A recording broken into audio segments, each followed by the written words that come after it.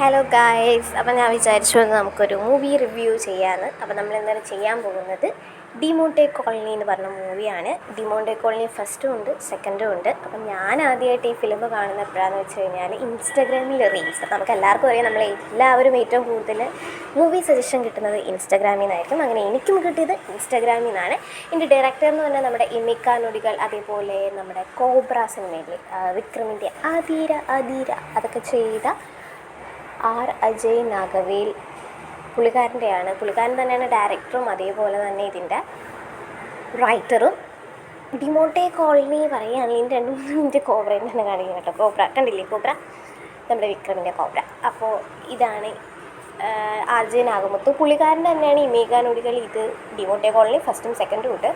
Demonte colony first ഇറങ്ങിയത് ഒരു 2015 second ഇറങ്ങിയത് 2024. എപ്പോഴാണ് ഞാൻ സെക്കൻഡിൻ്റെ കണ്ടിട്ടാണ് ഫസ്റ്റ് കാണാൻ പോയത്.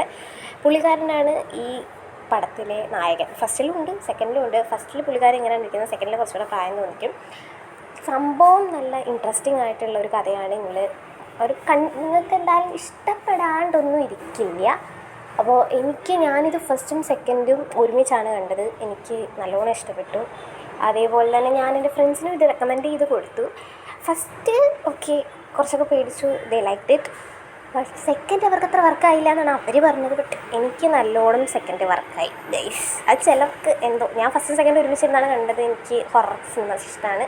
എനിക്കിത് നന്നായിട്ട് വർക്കായി, എനിക്ക് ഇഷ്ടപ്പെട്ടു. അതേപോലെ നല്ലൊരു തുടക്കമൊക്കെ ഒരു ഇച്ചിരി ഫൺ, കുറച്ച് ഫൺ, തോനെ ഫണ്ണൊന്നുമില്ല, കുറച്ച് ഫണ്ണിൽ പോയി. But at the end first എന്ന് പറയുന്നത് ഇതായിരുന്നു. അതേപോലെ സെക്കൻഡിൽ നല്ല കുറേ ഇൻട്രസ്റ്റിംഗ് എലമെൻറ്റ്സ് ഉണ്ടായിരുന്നു. ഫസ്റ്റുമായിട്ട് കണക്ട് ചെയ്യുന്ന കുറേ ഇൻട്രസ്റ്റിംഗ് ഫാക്ടേഴ്സ് ഉണ്ടായിരുന്നു സെക്കൻഡ് പാർട്ടിൽ. അപ്പോൾ നമ്മൾ വിചാരിക്കും, ഇതങ്ങനാണല്ലേ, അതങ്ങനാണല്ലേ. എനിക്ക് നന്നായിട്ട് കണക്റ്റായി, ചിലർക്കൊന്നും കണക്റ്റായില്ല. അപ്പോൾ അത് ഞാൻ പറയുന്നില്ല. സോ ഇൻട്രസ്റ്റിംഗ് ആണ്. നിങ്ങൾ വാച്ച് ഔട്ട് ചെയ്ത് കൊടുക്കുക. സാധാരണ സിനിമകളെല്ലാം നമ്മൾ നെറ്റ്ഫ്ലിക്സിൽ ചെന്നല്ലല്ലോ കാണാറ്, എവിടെ കാണാറെന്ന് നിങ്ങൾക്കറിയാലോ. അപ്പോൾ ട്രൈ ഇറ്റ് ഔട്ട്, വാച്ച് ചെയ്യുക. നല്ലൊരു എന്താ പറയുക, നല്ലൊരു ഹൊറർ, നല്ലൊരു ത്രില്ലർ ഒരു സംഭവമാണ്. നിങ്ങൾക്ക് എന്തായാലും ഇഷ്ടപ്പെടാതിരിക്കുകയും ചെയ്യില്ല. പുള്ളിക്കാരൻ സെക്കൻഡിൽ ഡിമോണ്ടെ കോളനി 2 2 വരുന്നത്.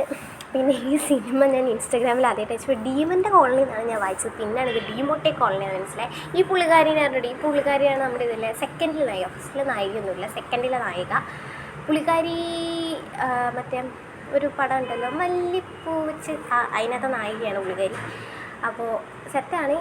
അപ്പോൾ നിങ്ങൾ വാച്ച് ഔട്ട് ചെയ്യുക. സാധാരണ നമ്മൾ റിവ്യൂ പറയുമ്പോൾ സിനിമേൻ്റെ കട്ടിങ്സൊക്കെ വേണോ. ഞാൻ സിനിമ കണ്ടു കഴിഞ്ഞ് കുറേ കാലത്തിന് ശേഷമാണ് ഈ റിവ്യൂ പറയാൻ വരുന്നത്. അതുകൊണ്ടാണ് എൻ്റെ ഈ സിനിമേൻ്റെ കട്ടിങ്സൊന്നും ഇല്ലാത്തത്. ഞാൻ കഷ്ടപ്പെട്ട് ഗൂഗിളിൽ നിന്ന് ഡൗൺലോഡ് ചെയ്തിട്ടാണ് ഈ കാണിക്കുന്നത്. അപ്പോൾ വാച്ച് ഔട്ട് ചെയ്യുക. നല്ല രസമാണ്, നിങ്ങൾക്ക് ഇഷ്ടപ്പെടും എന്ന് ഞാൻ വിശ്വസിക്കുന്നു. അതേപോലെ തന്നെ നിങ്ങൾക്ക് ഇതേപോലത്തുള്ള ഹൊറർ സിനിമാസ് വേണമെങ്കിൽ ജസ്റ്റ് കമൻറ്റ് ഡൗൺ ചെയ്താൽ മതി, ഞാൻ റിവ്യൂ ഇടുന്നതായിരിക്കും. ഏതെങ്കിലും സിനിമയുടെ റിവ്യൂ അറിയണമല്ലോ, ഏത് സിനിമയ്ക്കെങ്കിലും നിങ്ങൾക്ക് ലിങ്ക് വേണമെന്നുണ്ടെങ്കിൽ പുള്ളിക്കാരനൊക്കെ പൊളിയാണ്. പുള്ളിക്കാരനൊക്കെ ലാസ്റ്റ് ഉണ്ട്. ഇനി തേർഡ് വരുമെന്ന് പറയുന്നിട്ട് പുള്ളിക്കാരനെ വെച്ചിട്ടൊക്കെയാണ് അവർ തേർഡ് ഉണ്ടാക്കാൻ പോകുന്നതെന്ന് തോന്നുന്നു. The unsung king of